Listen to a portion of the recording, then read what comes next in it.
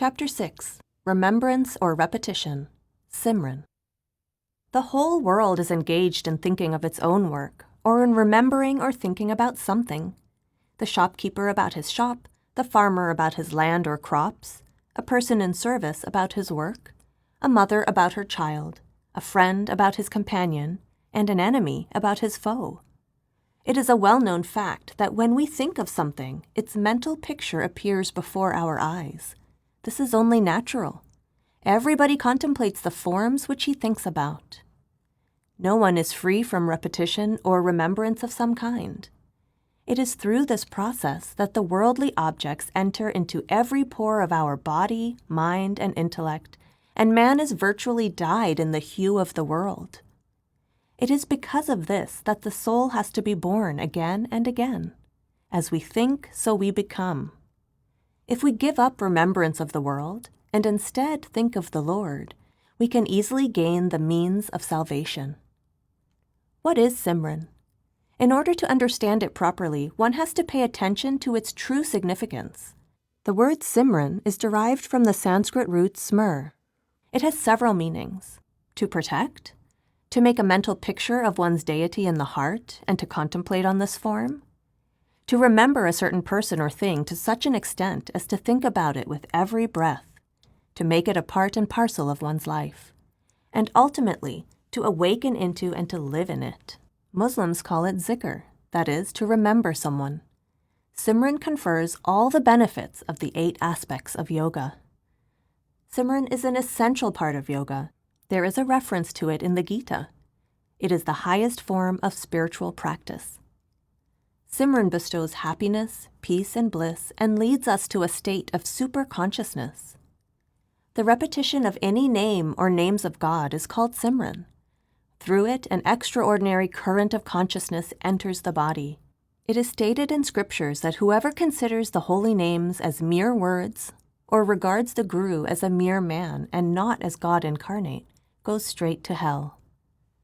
Repetition should be done with one-pointed attention, and in due course a stage is reached when repetition ceases and the form contemplated upon manifests itself.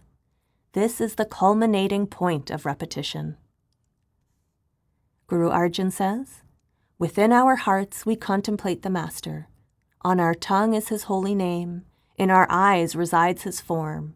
In our ears resounds the divine melody. We remain completely engrossed in his remembrance. We become merged in the state of ceaselessly dwelling upon him. Our mind and intellect are completely colored with the dye of his constant remembrance. Such persons alone gain honor and glory in the court of the Lord, and thus fulfill the great destiny of human life." A person should pine for his master as does the rainbird for a drop of rain.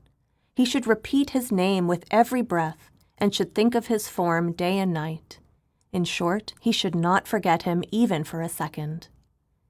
Kabir says, "The truly great in the world are those who have in their hearts naught else save the recollection of the Lord." Method of withdrawing within oneself, going within. From time immemorial, man's attention has been focused outside, observing outside objects through the sense organs. 3 sense organs are chiefly responsible for thus drawing out the attention, namely the tongue, the eyes, and the ears. With our tongue, we talk to the people of the world. With it, we repeat our thoughts and ideas about the world and communicate with the world. In this manner, the impressions of the world enter our mind and intellect. With our eyes, we see the objects of the world and their forms get imprinted on our mind. With our ears, we listen to the voices of the world, and by listening to them, constantly we become one with them. Our eyes are responsible for 83% of the impressions imprinted on our mind, our ears for 14%, and the remaining 3% are formed by the other sense organs of the body put together. If our attention ceases to go out, and we thus stop the entry of impressions from outside, we can, with an inward gaze, realize the truth. It is for this reason that saints always instruct us to shut our eyes and our ears while doing repetition or listening to the Shabad. The power of speech of the tongue should be utilized in Simran. The power of the sight of the eyes should be used in contemplating the form of the Master. And the power of hearing of the ears should be spent in listening to the sound current. These 3 practices are absolutely essential. We are now dealing with the first, namely Simran. The other 2, namely contemplation, dhyan, and Shabad or sound current, will be taken up in subsequent chapters. Whenever we wish to withdraw our consciousness inwards, the thoughts of the world invade us. These are the impressions that have continually entered through the sense organs. Thus the affairs of household, office, shops, and other places, also the forms of relatives, friends, and foes that we have been seeing, project themselves on the mind's screen and obstruct concentration. The first step for spiritual uplift, therefore, is to eliminate them. The removal of the impressions that are formed in our subconscious mind and which come before us involuntarily is the second step. It is only after the devotee has ascended these 2 steps that his attention can turn inward. It is therefore necessary that repetition or remembrance of the world be replaced by repetition of God's name. Just as a water-stricken crop is revived with water, the Simran of the objects of the world should be replaced by the Simran of God, and thoughts of the world by contemplation of the Master, who is God incarnate. Thus is imprinted on our subconscious mind the impression of God in the form of our Satguru. Where the waves of the world once dominated the scene, there will now be remembrance of the Lord and contemplation of the Master. The devotee begins to forget the world and its shadow shapes. The mind loses much of its fickleness, and a certain amount of concentration is achieved. Any leftover rambling tendencies are ended by listening to the sound current, which resounds in all human beings. Then only comes complete concentration. This sound current is the heritage of all. We do not hear it because our attention is extroverted. This divine melody resounds at the headquarters of the soul in the body and can be heard at the eye focus by going within. The sound current has the force of a magnet which attracts the soul and makes it still. Then the soul passes through the sound current to the place from which it emanates. This place is the origin of the whole world. When a person listens attentively to the heavenly sound, he begins to be enraptured by its bliss and automatically turns his back upon the world. The display of name and fame and learning and intellect in the world is responsible for the scattering of our soul currents and is an impediment in the way of our achieving concentration. Because of such a display, we find it difficult to collect our attention within. It is easy to become educated and intellectually advanced, but it is difficult to subdue the mind, collect the soul current, and ascend to higher regions. We cannot see our Lord with the eyes of our intellect. It is only the eye of the soul, near it, which can perceive God. So long as the currents of our mind are spread out, it is impossible to behold him. If, therefore, we control the mind and the senses, we behold within the refulgence of the Lord. When through Simran we complete the course of concentration, we reach the second stage, namely contemplation. And through contemplation we are able to listen to the sound current. For self-realization, saints advocate these 3 steps: Simran, repetition, dhyan, contemplation, and bhajan, listening to the Shabad or sound current. Rhythmical control of the breath, known as pranayam, which is performed by some persons for attaining concentration, is an artificial method. The methods taught by the saints, as described above, are natural and easy. They can be performed by a child, a young, or an old person. In practicing these methods, no difficulties are encountered. Moreover, they do not adversely affect our health. The Ashtanga Yoga practices are difficult and householders cannot perform them. The saints' methods are complete in themselves. By following them, we realize the truth without fail. Maulana Rum says, "Close your eyes, your ears, and your mouth, and if then you do not perceive the beauty of God, you may laugh at me." Methods of Simran. People perform Simran, repetition, in a variety of ways, some of which are: 1. Some do it with the help of beads. This divides the attention because a part of it is engaged in counting the beads, and the other in reversing the process on reaching the head bead. By this means, complete concentration does not come. So long as the attention accompanies the process, some benefit accrues. Otherwise, while the fingers rotate the beads, the mind roams about. Kabir says, "The true rosary is the rosary of the mind. The rosaries of the world are false. If it were possible to have communion with the Lord by rotating outside beads, then the Persian wheel, round whose neck rotate water buckets, should have been the one to realize God." The Chinese have designed a machine in which one rotation of the crankshaft makes a container revolve 1,000 times. A piece of paper on which a prayer is written is put into this container. People then go to the temple and turn the wheel twice and are pleased with the feeling that they have repeated the prayer 2,000 times. But how can one find peace by such means? By rotating the rosary, the mind feels elated, but no real benefit results. If the hands are busy in rotating the rosary, how can the soul current collect within? If the soul currents concentrate, the hands cannot rotate the beads. If the soul currents have not withdrawn to the soul's headquarters, nothing can be gained. Therefore, we make a rosary of the mind. There is no need for one of wood. Many people use their fingertips instead of a rosary for doing their repetition. Kabir says, "If you make the rosary of the mind, you can have communion with the Master.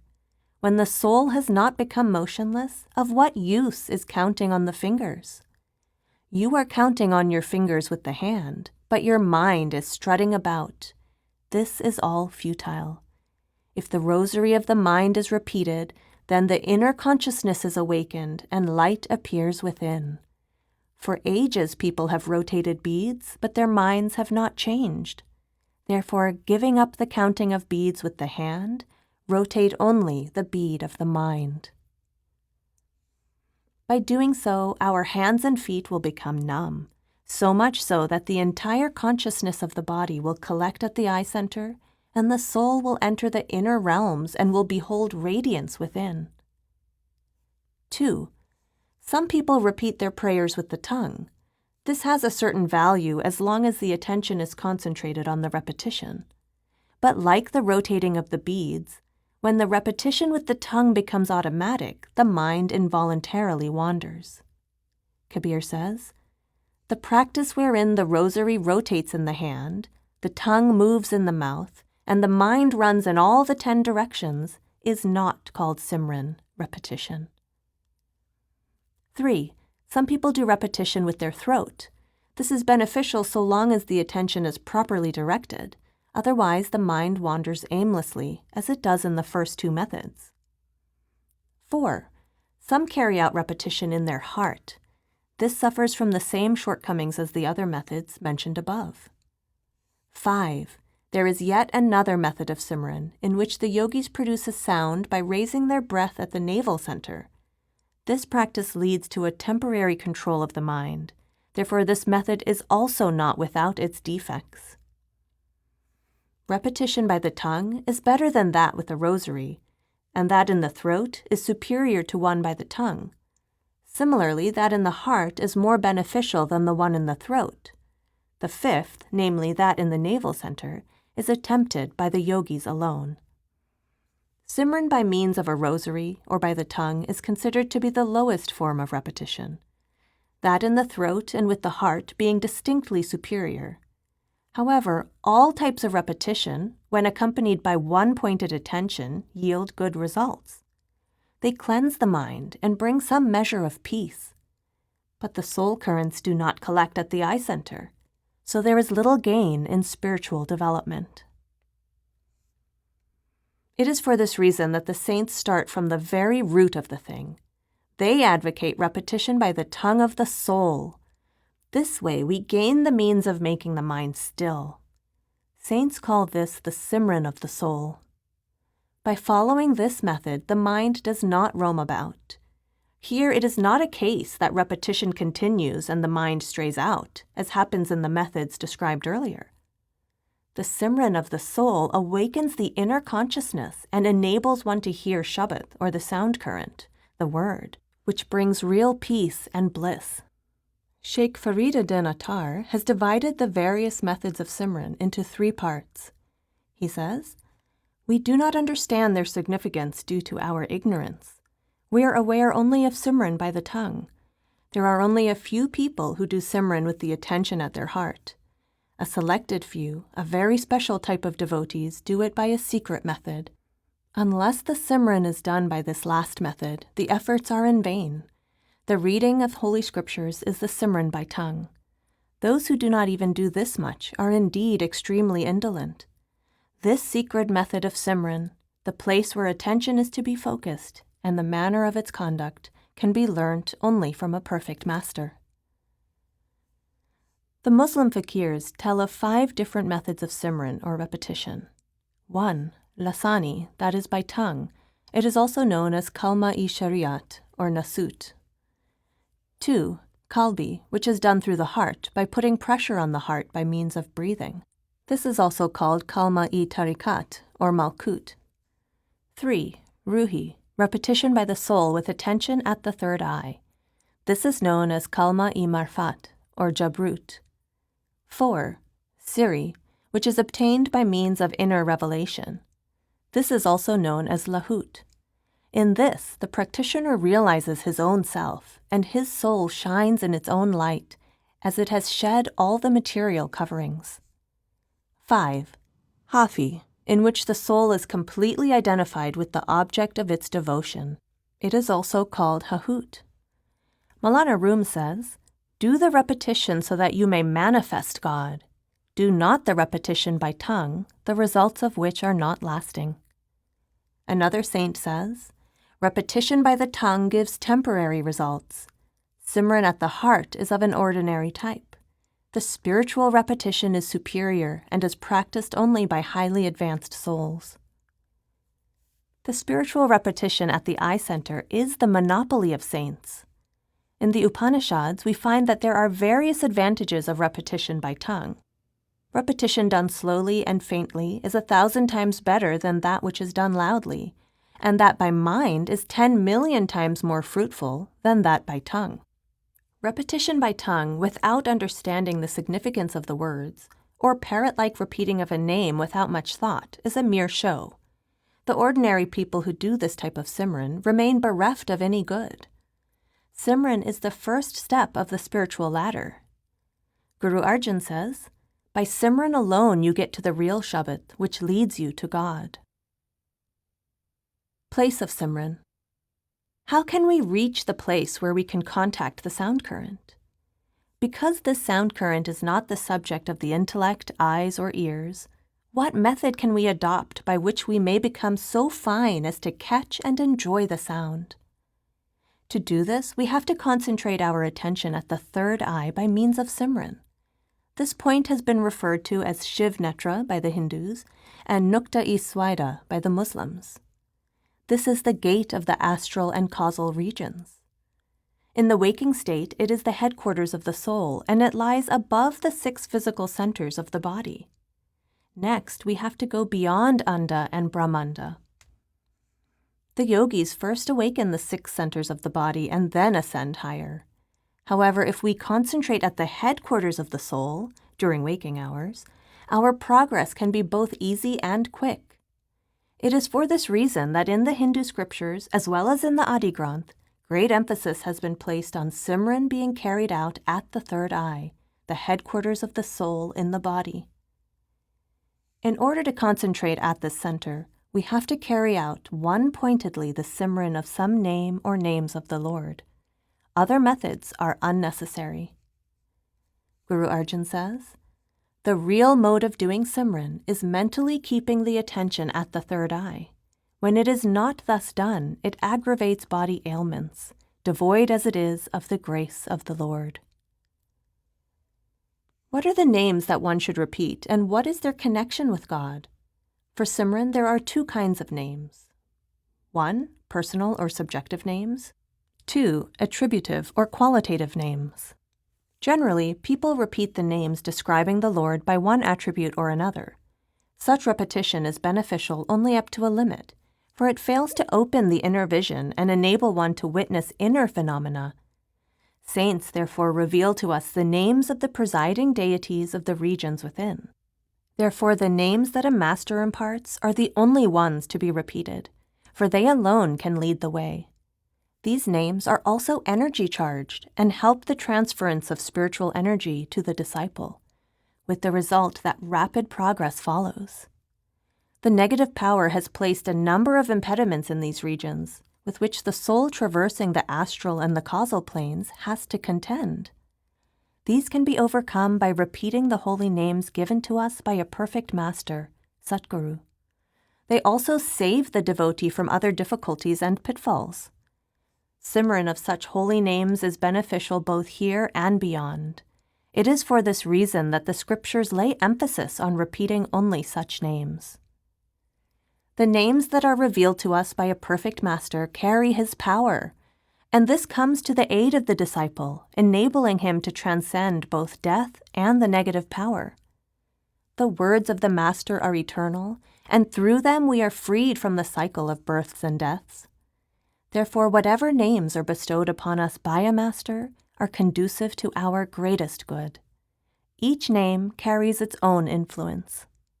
If you think of a mango or some other fruit known to you, you remember the taste and its flavor in your mouth. You also see it with your mind's eye. Similarly, other objects appear before our mind's eye when we name them. When we talk of a friend, we get a mental picture of him, for the name and the person named are inseparable. To live by God's name is to live near him. Rishi Vyas, while translating one of the verses of Rishi Patanjali, says, "This name, Om, is closely connected with God." Muinuddin Chisti says, "The name and the person named are one. Between them there is no difference. In the greatness of name, discern the glory of God." It is true that by repeating the name of God, whether it is personal or qualitative, one's mind is deeply influenced, because repetition and contemplation go hand in hand. By Simran of holy names, we get rid of thoughts of the world. One feels the presence of God. Ultimately, Simran leads us to the unstruck music, which is the means of taking the soul to upper realms. By repeating the Varnatmik names, we gain access to the Dhunnatmik name. Muinuddin Chisti clarifies, "If you have the name of God fully ingrained within you, rest assured that God himself is your companion. It behooves you, therefore, to fly to the pure upper regions. The only requirement is that you fly on the wings of God's name. When I listen to his name, the word or the divine melody, I am ready to sacrifice 100 lives." How should one do Simran? By maintaining a convenient posture and by concentrating our attention at the eye center, we should repeat the names with the attention of the mind. In other words, we should fix our attention between and behind the two eyebrows. One should fix the attention of the mind on the eye center and start Simran as well as contemplation. In the beginning, the repetition of the names given by the master should be whispered or uttered semi-audibly.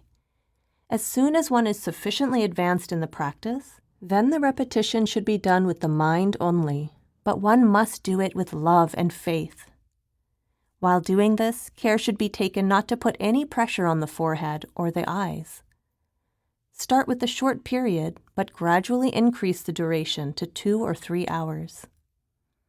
In the Gita we read, "An ascetic is ever free, who withdraws his attention from outward senses and contacts and fixes it between the two eyebrows.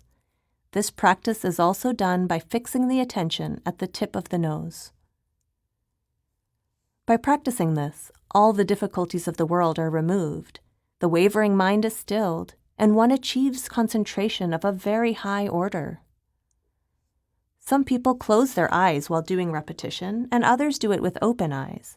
In the first case, there is a possibility of falling asleep, and in the second, there is the danger of the mind running after the objects of the world. The former is a much better method, but one should start the practice after getting over drowsiness. It is also essential that the practice be done regularly as well as punctually at the appointed time. By carrying out Simran daily and punctually, the practitioner gains undoubted success. A person takes 2 meals a day. Besides, he also takes morning breakfast and afternoon tea. This is all to feed the body, but the food for the soul is Simran and contemplation of the Master's form. This food we must tender to the soul. Just as you take food daily to maintain your body, similarly, whether you are at home or traveling, you must provide food for the soul. Never be remiss in this respect. Repetition of God's name is an unfailing remedy for all ills. This is a spiritual food for the soul. Christ says, "Man shall not live by bread alone, but by every word that proceedeth out of the mouth of God." Simran and contemplation bestow showers of the elixir of life. One can practice selfless Simran at any time and in any place. Do not forget it even while answering the call of nature. If one feels drowsy during Simran, he should stand up and do the repetition for about half an hour. Cold water may also be sprinkled on the face. Eat less at night and use light food consisting of milk and fruit. If celibacy can be maintained along with this diet, the practice leads to quicker and better results. But for a married person, the marital obligations should be performed with restraint and in accordance with certain set principles. The devotee should live up to the Sant Mat principles in all his dealings, his food, sleep, speech, etc., and he should try to perform his daily spiritual exercises in the same place and in the same posture, which should not be changed frequently or at short intervals. Simran should not be done in haste. It should be done slowly and with love and devotion, the names being repeated clearly and correctly. To do it in haste or to regard it as an unwanted task or to go through it merely as a routine leads nowhere. If the mind becomes lazy while doing Simran, or the attention turns towards sense pleasures, one should repeat the names audibly for 10 or 15 minutes so that the mind's attention reverts to the proper place. The results of repetition will be in direct proportion to the love and faith brought to bear upon it. Carry out the Simran of the Lord with love and faith. His names have a great power. When repeated with faith, one feels intoxicated with joy, with the result that he forgets his body and himself and is aware of the presence of the Lord. How potent and blissful is the name of God! It creates in the devotee a fast-flowing current of bliss, peace, and soul force, and he feels truly blessed. To do Simran, it is not necessary to give up the world and its tasks. Carry on your duties and still keep your attention fixed in Simran. If you wish to be filled with the grace of God, you should banish all else from your mind. Leave everything else aside and cherish the name of the Lord alone in your heart. As soon as you empty your mind of all thoughts by means of Simran, you will find the way to the Lord's mansion. Simran should be practiced with full attention. Kabir says, "During Simran, the longing for God in one's mind should be as intense as that of a lover for the beloved. While sitting, standing, awake, or asleep, the form of the beloved is always in the mind of the lover. He does not forget it, even for a moment." Again, Kabir says, "One should remember one's Simran in the same way as a passionate lover remembers his love at all times of the day and night, and forgets her not even for a single moment. One should attend to one's Simran in the same way as a water carrier girl keeps her attention in the pitcher on her head, while she walks on rough, uneven ground, conversing with her friends. One should attend to one's Simran in the same way as a cow in the grazing pastures doesn't even for a single moment take her attention off her calf, whom she had to leave behind in the stable. One should preserve one's Simran in the same way as a miser keeps his money. He never wants to part with it and is constantly comforted by its presence." Only by practicing in this manner is one able to achieve results. A hunter plays certain tunes on a musical instrument in the woods to attract the deer. It is so much intoxicated by that music that it places its head against the instrument and is caught by the hunter. The deer knows that it will be caught, but it is so intensely attracted by the sound of the music that it becomes powerless to resist its pull and is caught, but it does not turn back. Similarly, a devotee, no matter in what circumstances he may be, poor or rich, ill or well, awake or asleep, standing or sitting, should remember God and become so absorbed in Simran that he becomes utterly oblivious of his body. By doing so, the soul ascends to higher spiritual regions. Kabir aptly describes the prerequisites for Simran.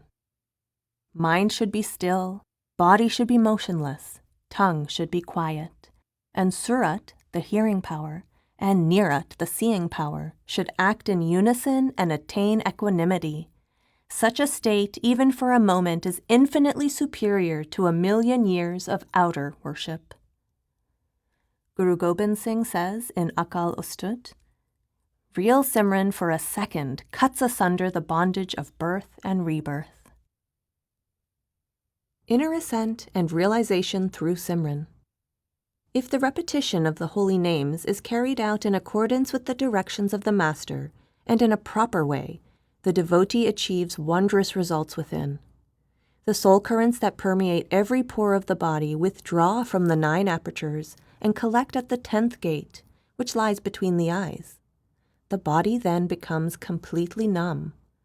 Owing to centripetal tendencies, the disciple begins to behold scenes in the spiritual regions and sees stars and the sun and the moon. Guru Nanak says, "In the sky has arisen a meteor. Only the Blessed One with the grace of the Master can behold its splendor. Through the word, Guru shows the way, and the seeker attains fulfillment." Hazrat Ibrahim attests to having seen the meteor. The Vedas likewise mention this brightness. Maulana Rum says, "You should cross the region of the moon and the sun within yourself, and lay your soul at the feet of the Master." The Shvetashvatara Upanishad says that a seeker in his spiritual transport witnesses mist, smoke, sun, fire, air, fireflies, flashes of lightning, and the moon within. After the devotee crosses these phenomena, he beholds the radiant form of his Master, who after that is ever by the side of the disciple and who guides the soul to the higher regions, ultimately taking it to the court of the Lord. It is by focusing our attention on this resplendent form that we make it stay with us. Again, Maulana Rum says, "Only that method of repetition of the holy names is correct by which the inner way for spiritual transport is opened. Only that path is correct which leads to the radiant form of the Master, the King of Kings. Such a king as does not have to depend upon treasures of gems and diamonds is sovereign within himself." Regarding Simran, the Yoga Sutras of Patanjali explain, Simran leads to manifestation of the deity. Vyas Rishi states, "Gods, sages, and seers pay homage to a person who repeats the holy names." Such statements as these show that whatever Simran promises is realizable. In the early stages, considerable effort has to be made to carry on Simran, but as practice is gained, Simran becomes automatic. The varied phenomena of the spiritual planes come into view, and also the radiant form of the Master and the rulers of the inner realms. Even God's presence is felt to be very close. Yogis and Sufis have all crossed the lower centers by means of Simran. This practice is both natural and easy. Tulsidas mentions the potency of Simran in his Ram Charitmanas. The repetition of the mantra appears to be insignificant, but Brahma, the creator, Vishnu, the sustainer, and Mahesh, the destroyer, are under its control in the same way as a mad elephant is under the control of a small goad held by the driver. Ceaseless Simran is the ladder by which one can reach the mansion of the Lord. Guru Nanak says, "Were the tongue to multiply into many tongues, and each were to repeat his name, it would still be inadequate. This is the only method by which the soul meets its Lord and becomes one with him. But this state is realized only with the grace of the Lord. Our own efforts are utterly futile, but by constant Simran, one awakens superconsciousness and attains the state of everlasting tranquility and peace. Tennyson, the poet laureate of England, in his memoirs furnishes some hints about the superconscious state that results from Simran. A kind of waking trance I have frequently had from boyhood onwards when I have been all alone. This has generally come upon me through repeating my own name 2 or 3 times to myself silently, till all at once, as it were, out of the intensity of consciousness of individuality, the individuality itself seemed to dissolve and fade away into boundless being. And this is not a confused state, but the clearest of the clearest, the surest of the surest, the wisest of the wisest, utterly beyond words, where death was a laughable impossibility, the loss of personality, if so it were, seemingly but the only true life. I am ashamed of my feeble description. Have I not said the state is utterly beyond words? Tennyson would rise to this state of superconsciousness simply by repeating his own name. Soul is of the essence of the Lord. You acquire the form you think about and have ultimately to return to it. As ye think, so ye become. If the essence thinks of its own source, which is all consciousness, it will merge in the source and attain the eternal and everlasting state. A Muslim saint has very aptly described the greatness of Simran. The soul is the essence, and the Lord is the source. When it remembers the Lord one-pointedly, it becomes the Lord. Kabir says that through constant Simran we shall assume the form of the Lord and merge into him, just as an insect assumes the form of a bringi by concentrating on its sound. Footnote: an insect of the wasp family, which according to an Indian folklore first stings a crawling insect to unconsciousness or death, puts it in her nest, and then hums to it. If the insect hears her sound, it is itself transformed into a bringi, grows wings, and flies away with it. If not, it decays. End footnote. One who merges into the light of God himself becomes God. Bayezid Bustami was once so completely engrossed in his remembrance of God that he saw nothing but God within himself, and in a state of self-forgetfulness he cried out, "I am God, I am God." Later on, as some of them in the audience got a chance to speak with him, asked him why he had claimed to be God when he had always taught them that God was a spirit. "Are you not the body?" they asked. Bayezid denied having made any such statement and said they must have heard it from someone else, not him. "However, should you hear me make such a sacrilegious claim," he said, "punish me according to the laws of Shariat, religious code." It was not long before Bayezid again went into an ecstatic trance and exclaimed, "I am God, I am God." It is said that they tried to strike him with swords and daggers, for such a sin is punishable only by death. But the weapons turned against the assailants. Meanwhile, Bayezid, oblivious of his body and what was being done to it, kept repeating, "I am God, I am God." Bayezid said later, "One who remembers God becomes God and cannot be killed against his wishes by any weapons." Tulsi Sahib was once visiting Bajrao Holkar in Hathras, where he claimed to be without a body. He said, "I live without a body, although I am seen in one."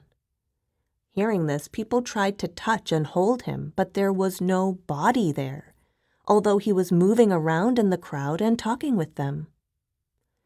The remembrance of God is so amazingly intoxicating that those who attain it do not wish to be separated from the Lord even for a moment, like the fish who cannot do without a pool of water. Kabir says, "Remember the name of the Lord with the same intensity of love as the fish has for water. It does not stand separation from water and dies." If we were to be divested of God's name, our life would not be worth living. If a person were to remember God constantly, he would awaken into super consciousness. But this is a state which can be achieved only with the grace and blessing of the Lord. One who gains this state even for a moment gets life everlasting. Precepts of Simran. The saints tell us that we are all accustomed to repeat certain names. How good it would be if we were to turn our attention to the name of God. Simran gives pleasure and removes pain. By doing the Simran of the Lord, one merges in Him. Many people perform their worldly tasks with their hands and feet. Their minds remain free. Employ your hands and feet in work, and your mind in the remembrance of the Lord.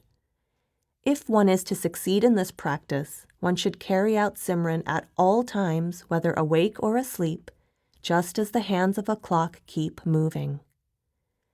Everybody thinks of God in adversity, but if one were to think of Him with love at all times, then no pain would ever visit Him. Pain is the result of sin. By forgetting God, one moves away from Him. In this way, one falls a victim to the endless cycle of births and deaths. If a person were to carry on Simran when in fortunate circumstances, his willpower and mind would grow strong. Even if a calamity should befall him, he would remain indifferent to it. If he has failed to do Simran during a time of ease, but has taken to it only at the time of a reverse, or on falling ill, or on getting involved in a lawsuit, little can be expected from it. If Simran were to be done ceaselessly, all cares and anxieties would vanish. Then the mind would not give up Simran even for a second. Kabir says, "Everybody remembers him in times of distress, and nobody does so during felicity. If one were to remember him while leading a life of ease, why should pain ever visit him? When Simran is not done during comfort and is remembered only during grief, who will ever answer such a supplication?" The Adi Granth has placed great emphasis on Simran. Guru Arjan says, "Remember the Lord with every breath. Forget Him not even for a moment." Likewise, a Muslim saint says, "The Lord has thus ordained, you remember me, and I shall remember you." Hazrat Muhammad says, "Persons who repeat the holy names of God have angels around them. The grace of God protects them. They enjoy peace and bliss. God remembers them." In the Hades, footnote, compilation of the sayings of Prophet Muhammad, end footnote, it is stated, "A person who intends to be near God should contact his incarnate in flesh as a perfect master, because in him resides always the remembrance of the names of God. I am by the side of a person who remembers me and who moves both his lips in my remembrance. I am a close companion of him who thinks of me. I love him who loves me."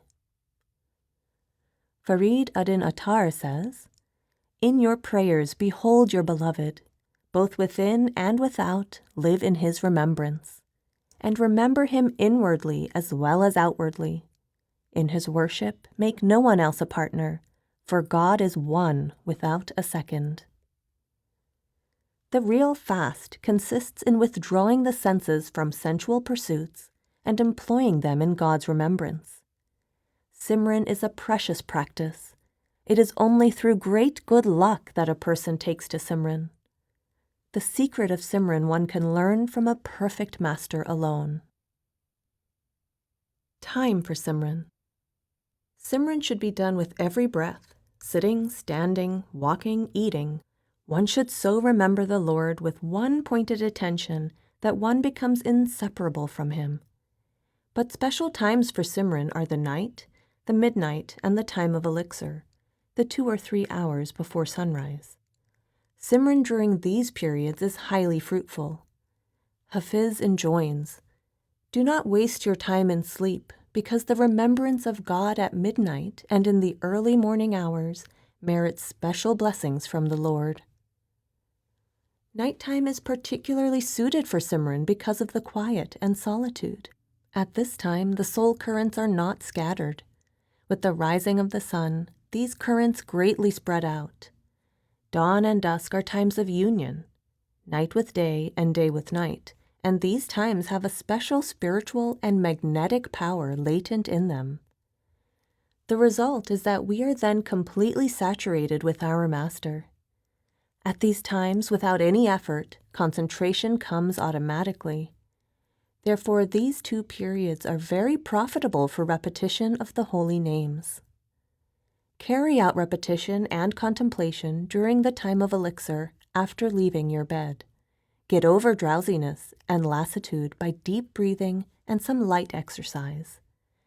At this time, the mind is quiet and fresh, and it easily concentrates. The practice of repetition is for all. The practice of repetition is for all, rich and poor, and whoever does it becomes eligible for its reward. But the Simran should be selfless. King or subject, man or woman, of whatever caste, creed, or color they may be, all may carry on Simran. Those who do the Simran of Nam, word, gain salvation and are truly fortunate. Everybody remembers the Lord for the fulfillment of desires.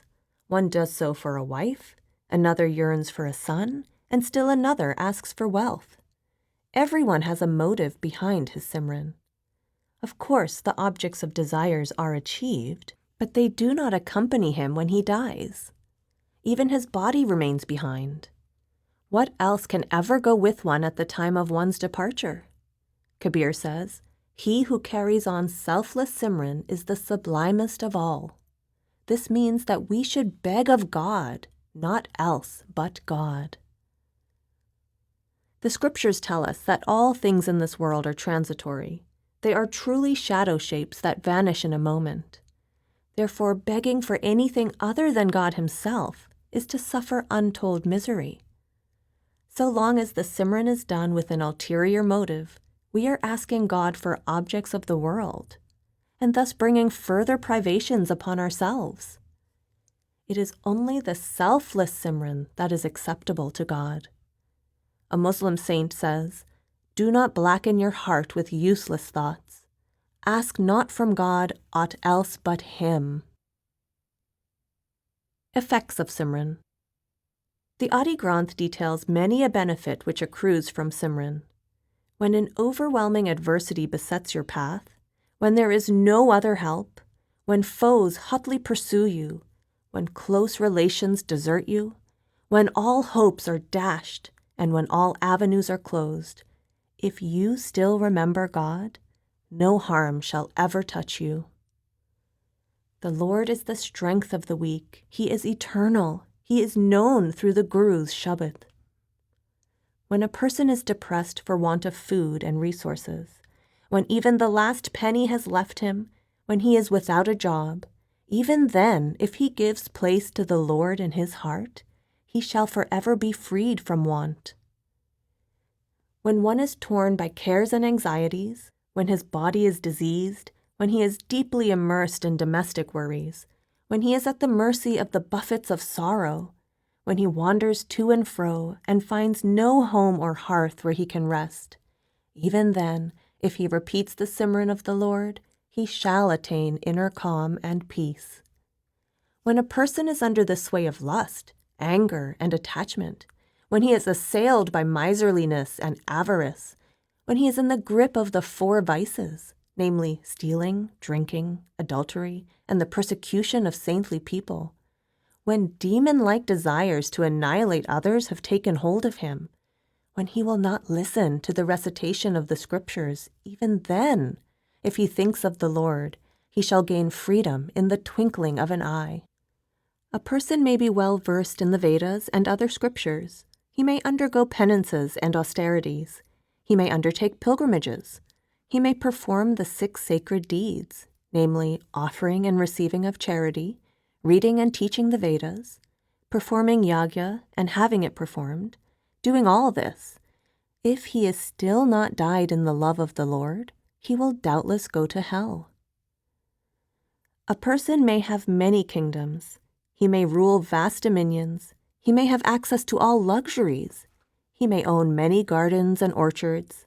He may enjoy many privileges. He may revel in the pleasures of the world. Yet if he has not the remembrance of the Lord, he is doomed to be a snake in his next birth. A person may be extremely wealthy. He may be abstemious and high-principled. He may love his parents, family, and relations. He may have a host of men who stand ready with folded hands to carry out his commands.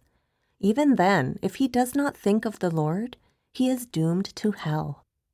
A person may be healthy of body. He may suffer from no disease nor sorrow. He may be completely forgetful of death. He may be engrossed in sense pleasures day and night. He may own everything he wants. Yet if he does not think of the Lord, he goes straight into the jaws of hell. Simran puts an end to sins, pain, and doubts. It removes anger and ego. It takes away all ills, cares, and the 3 attributes. It rids us of ghosts and goblins. It bestows peace and bliss. By Simran, a person is emancipated and becomes a good example and a spiritual benefactor. He becomes a real philanthropist, has few needs, and becomes a leader of men. The devotees of the Lord are alive only through Simran, because without thinking of the Lord, they cannot live even for a moment. They are forever absorbed in His name. Simran banishes fear of death and frees one from the cycle of births and deaths. It removes obstacles and difficulties, and pleasure and pain. It grants miraculous powers, esoteric knowledge, and the merit of recitals and penances. Duality is shed, the dross and filth of the mind wear off, and the refulgence of God's name becomes manifest. The devotee is ever at the feet of the Master. He gains glory in the court of the Lord, and crossing the ocean of phenomena, he attains everlasting salvation. A person doing Simran remains detached even while he lives among people. The results are not obtained by the Simran done at the behest of the mind, but through the Simran revealed to us by a perfect Master.